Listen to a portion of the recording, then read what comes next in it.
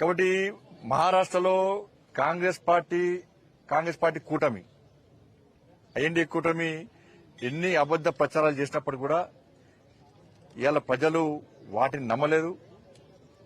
నరేంద్ర మోడీ గారి నాయకత్వం మీరు నరేంద్ర మోడీ గారి యొక్క అభివృద్ది మంత్రమాల పనిచేసింది. వారి విశ్వాసాన్ని నమ్మకం ప్రజలు రెండవసారి ఇవాళ ఎన్డీఏ కూటమికి అధికారాన్ని అప్పయ్యారు. ఒకసారి ప్రభుత్వంలోకి వచ్చినాక నెక్స్ట్ టైం మెజార్టీ తగ్గుతుంది, కానీ ఈసారి మెజార్టీ విపరీతంగా పెరిగింది సార్. కానీ ఉద్దవ్ ఠాకరే లాంటి శివసేన పార్టీలు వాళ్ళ ఐడియాలజికల్ దానికి విరుద్దంగా, హిందుత్వానికి విరుద్దంగా, హిందూ ధర్మానికి విరుద్దంగా వివరించే పార్టీలతో కుమ్మక్కు కావడం వల్ల మొత్తం అడ్రస్ లో కూడా గల్లంతైపోయినాయి పార్టీలను కూడా.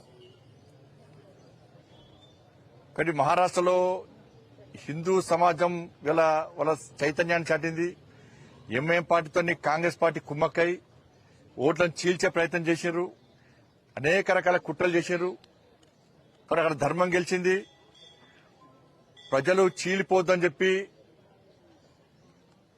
బటేంగేతో కటేంగే అని చెప్పి ఒక సందేశం అది ప్రజలకు వెళ్ళింది. ప్రజలు వాళ్ళ ఐక్యతను ప్రదర్శించారు.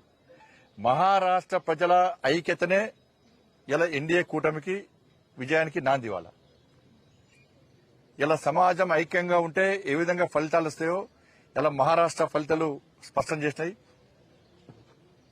కాంగ్రెస్ పార్టీ విపరీతంగా తెలంగాణ నుంచి డబ్బులు మొత్తం కాంగ్రెస్ పార్టీకి పోయినాయి.